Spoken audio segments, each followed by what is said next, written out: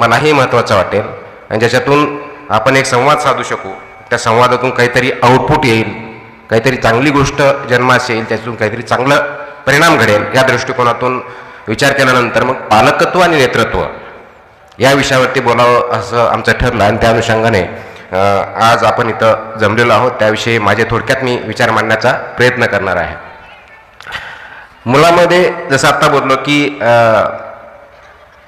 आपण 21व्या शतकात ज्यावेळेस जगतोय, ज्याला औद्योगिक क्रांतीविषयी आपण आपल्या बालपणापासून शाळेपासून कॉलेजमध्ये खूप वेळ शिकलेलो आहोत इतिहासामध्ये, तशी औद्योगिक क्रांती जशी झाली तशी फोर्थ इंडस्ट्रियल रेव्होल्यूशन ज्याला म्हणतो, IT च्या स्वरूपात, इन्फॉर्मेशन टेक्नॉलॉजीच्या स्वरूपात आपण अनुभवत आहोत. त्या औद्योगिक क्रांतीमधून आपण जात आहोत. आपण लकी आहोत की त्या औद्योगिक क्रांतीचा आपण भाग आहोत. आणि ह्या औद्योगिक क्रांतीमध्ये जात असताना, कोणतीही क्रांती होत असताना समाजामध्ये खूप मोठ्या प्रमाणात उलथापालथ होत असते. तशी आज आपल्या समाजात सुद्धा खूप मोठ्या प्रमाणात उलथापालथ होत आहे. ते कदाचित आपल्याला तेवढ्या प्रमाणात जाणवत असेल नसेल, किंवा त्याची दाहकता आज आपल्याला जाणवत नसेल, किंवा जाणवत असेल तर अगदी वेगवेगळ्या स्वरूपात जाणवत असेल, पण ते कॉन्टेक्स्च्युअलाइजमध्ये आपल्याला त्याचा परिणाम इमिडिएटली जाणवत नसेल. परंतु परिणाम होत आहेत. समाज बदलत आहे, वेगवेगळ्या संस्था त्याच्यामध्ये बदलत आहेत. अगदी कुटुंबापासून, समाजापासून, आंतरराष्ट्रीय ज्या संस्था आहेत, कम्युनिटीज आहेत, त्या सर्व बदल त्याच्यामुळे होत आहेत. तर त्या बदलाचा परिणाम आपल्या जीवनावरती काय होतोय, आपल्या कुटुंबावरती काय होतोय, आपल्या पालकत्वावरती काय होतोय, आपल्या नेतृत्वावरती काय होतंय, हे जाणून घेणं आणि त्याच्यावरती वेळीच योग्य उपचार करणं, योग्य उपचार करून त्याच्यावरती कारवाई करणं हे सुद्धा अपेक्षित आहे. आणि म्हणून आज आपल्या सर्वांच्या समोर सर्वात महत्त्वाचं जर चॅलेंज काय असेल तर या समाजामध्ये भविष्यकालीन योजना, भविष्यासमोर असलेले चॅलेंजेस याचा अंदाज बांधून त्याच्यावरती योग्य प्रकारची उपाययोजना करणं हा आहे. आणि त्याच्या पुढे जाऊन आपण जर विचार केला तर आज जे नवीन जनरेशन आहे, आपण वेगळ्या जनरेशनला बोलतो, आता अल्फा जनरेशन, पुढचं बीटा जनरेशन येईल. जरी त्याला एका पर्टिक्युलर तारखेनंतर जन्माला आलेले, पर्टिक्युलर वेळेत असलेले, जन्मलेले यांच्या बाबतीत जरी बोलणं झालं असेल तरी त्या काळामध्ये असलेले इतर फॅक्टर्स जे आहेत त्या फॅक्टर्सचा सुद्धा त्या जनरेशनवरती खूप मोठ्या प्रमाणावरती परिणाम होत असतो. आजच्या युगामध्ये सर्वात मोठं चॅलेंज मुलांमध्ये आणि पालकांमध्ये जर कोणतं असेल तर ते म्हणजे सध्याची होत असलेली रेव्होल्यूशन.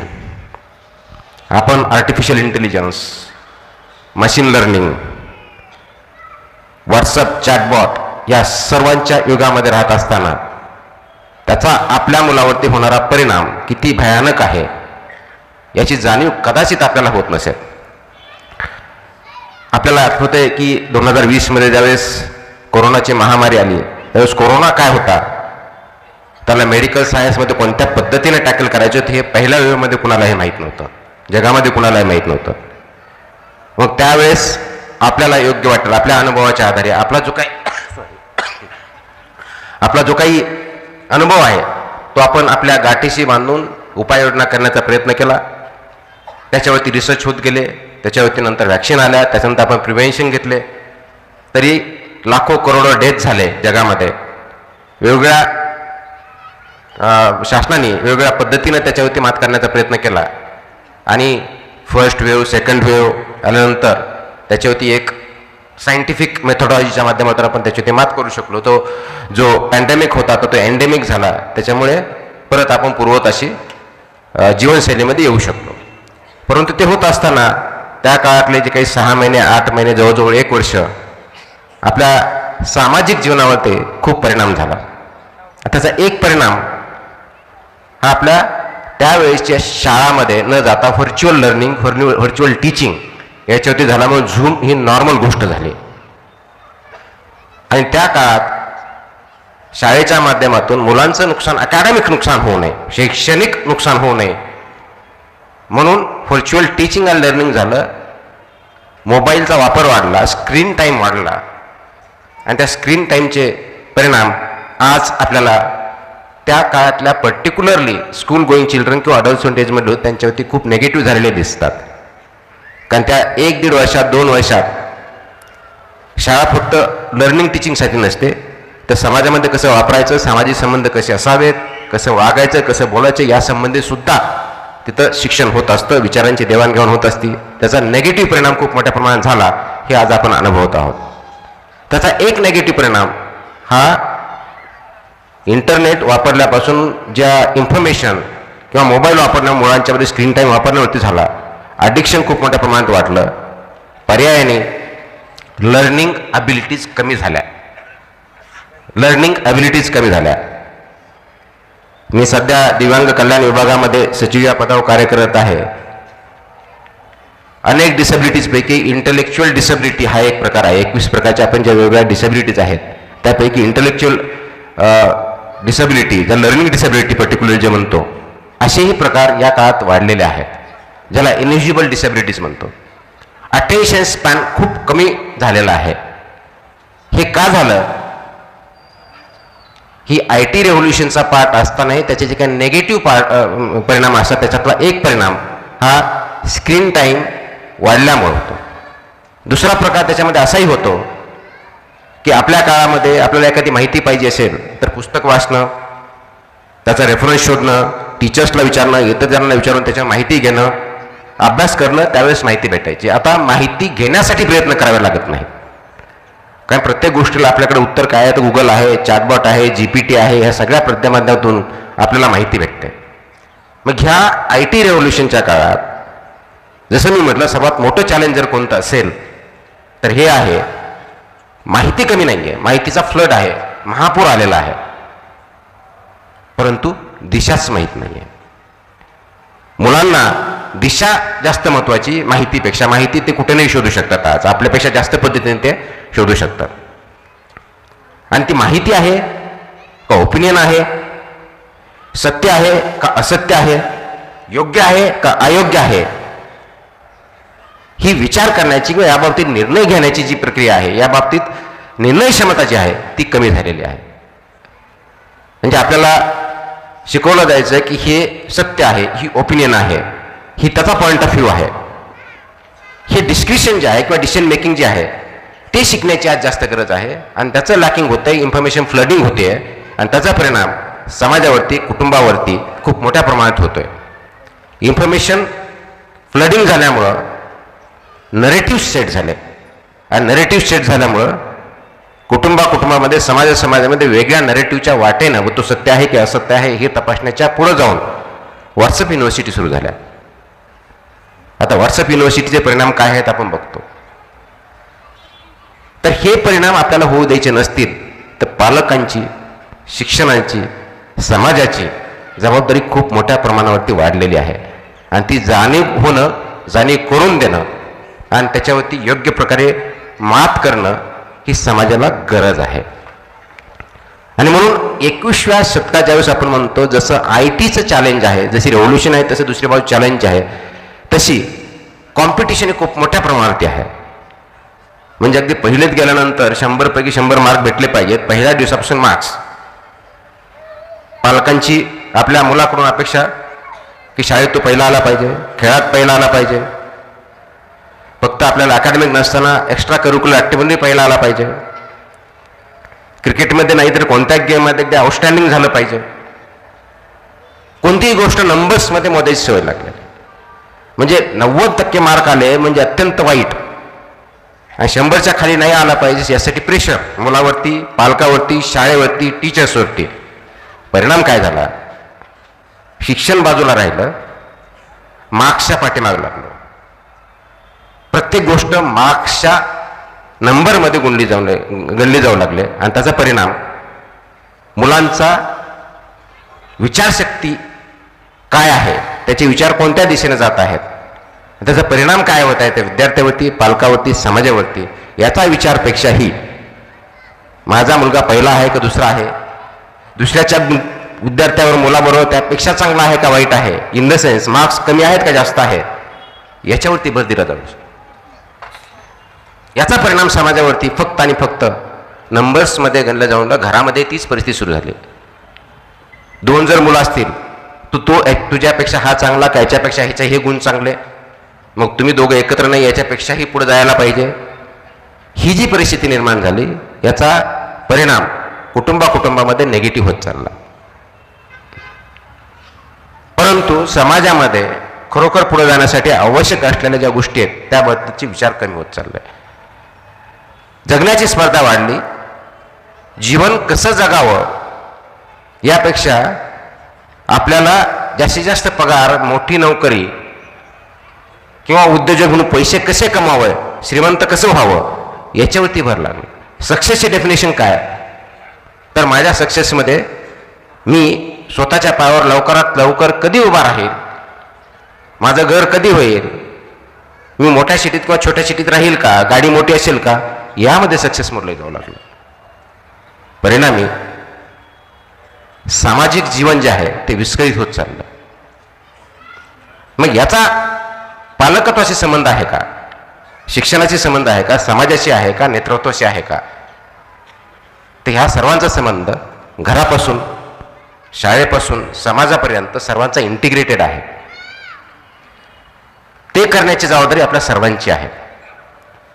आणि म्हणून ते जर करायचं असेल, तो जर प्रॉब्लेम आपल्याला ॲड्रेस करायचा असेल, तर आपल्या पाल्यामध्ये, आपल्या मुलांमध्ये, आपल्या विद्यार्थ्यांमध्ये आपल्याला ही जी सामाजिक जाणीव आहे, सामाजिक मूल्य आहेत, कौटुंबिक मूल्य आहेत, ती जपासणे, त्यांच्यासाठी आवश्यक मूल्यवर्धन करणे आवश्यक आहे. नेतृत्व गुण त्याच्यामध्ये सांगणे, वागणे, त्यांच्यामध्ये अंमलात आणणे हे गरजेचं आहे. हे जर आपण करू शकलो नाही तर मुळामध्ये आपल्याला जो समाज अपेक्षित आहे, जो कुटुंब संस्था आपल्याला अपेक्षित आहे, जे राष्ट्र आपल्याला अपेक्षित आहे, आपण ते करू शकणार नाही. आणि म्हणून ती करण्याची जबाबदारी आपली सर्वांची आहे. ते करण्यासाठी सुरुवात आपल्याला घरापासून करावी लागणार आहे. आता काय करायचं आहे घरामध्ये आपण ज्यावेळेस म्हणतो, तर सर्वात महत्त्वाचा जो धागा आहे तो म्हणजे तंत्रज्ञानाचा जो वापर आहे त्याचा योग्य वापर आपल्या ध्येयासाठी निर्माण करा. तंत्रज्ञानाच्या गुलामगिरीत न जाता, म्हणजे तंत्रज्ञानामुळं आपण का आपल्यामुळं तंत्रज्ञान, हे बघण्याची आज गरज आलेली आहे. जेव्हा सिंग्युलॅरिटी हा कन्सेप्ट जे IT क्षेत्रात काम करतात त्यांना माहिती आहे की सिंग्युलॅरिटीकडे आपण चाललोय का, म्हणजे उद्या मशीनच्या आहारी आपण जाणार आहोत, सगळ्या गोष्टी मशीन करेल, मशीनच्या म्हणण्याप्रमाणे आपण जाणार आहोत, की मानवनिर्मित जी मशीन आहे ती मानवाच्या चांगल्या गोष्टीसाठी, समाजासाठी किंवा पृथ्वी किंवा आपल्या सर्व जगासाठी चांगलं काही करणार आहे की याचा विचार करण्याची आपल्याला गरज आहे. दुसरी जी गरज आहे ते आपलं जागतिक परावलंबित्व खूप मोठ्या प्रमाणात वाढलेलं आहे. म्हणजे जगातल्या कोणत्याही ठिकाणी कोणतीही घटना घडली त्याचे परिणाम सर्व जगभर होतात. म्हणजे एका ठिकाणी छोटीशी चुकीची गोष्ट घडली ती जगामध्ये निगेटिव्ह इम्पॅक्ट करते. पॉझिटिव्ह घटना घडण्यासाठी आणि ती वाढवण्यासाठी सुद्धा ITचा वापर होतो. हे परावलंबित्व आणि परस्पर अवलंबित्व ही महत्त्वाची गोष्ट आहे. आपल्या जीवनामध्ये आपण विचार करत असताना लहानपणी आपण आईवडिलावरती अवलंबून असतो.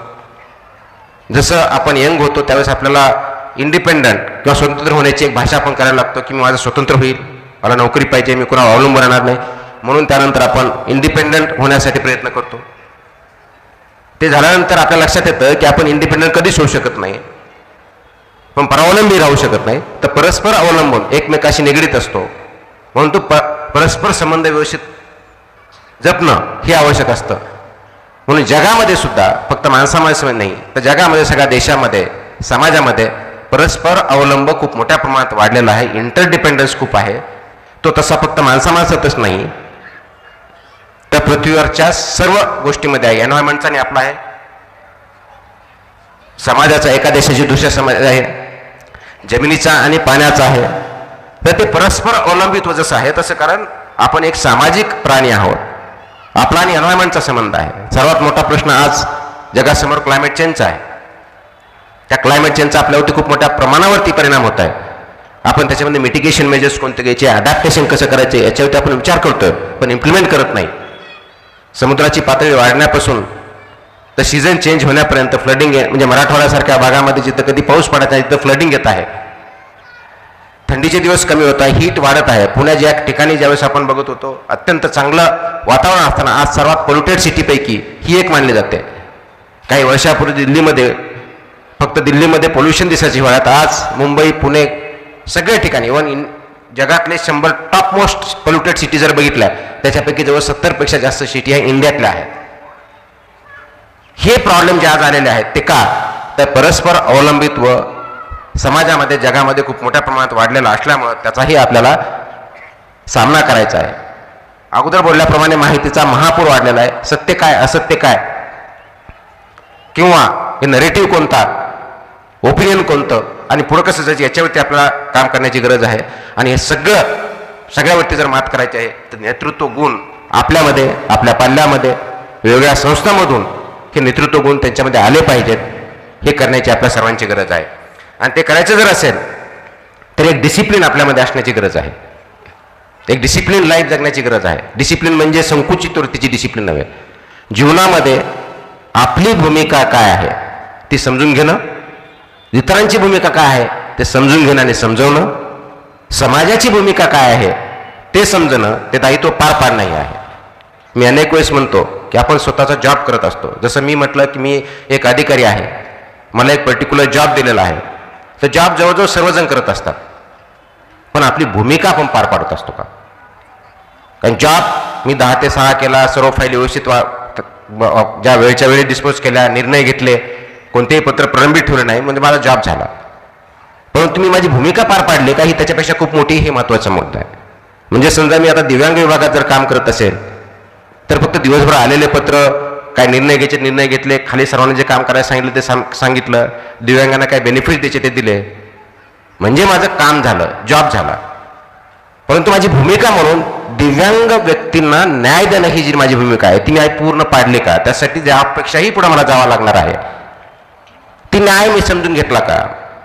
दिव्यांग क्षेत्रामध्ये वेगवेगळ्या संस्था काम करतायत, दिव्यांग क्षेत्रामध्ये वेगवेगळे व्यक्ती काम करतायत, दिव्यांग व्यक्तीचे वेगळे प्रॉब्लेम असू शकतात, त्या कुटुंबाचे वेगळे प्रॉब्लेम असतात, त्या आर्थिक अडचणी असू शकतील, सामाजिक असू शकतील, त्यांना फिजिकल किंवा मेडिकलच्या दृष्टिकोनातून असू शकतील.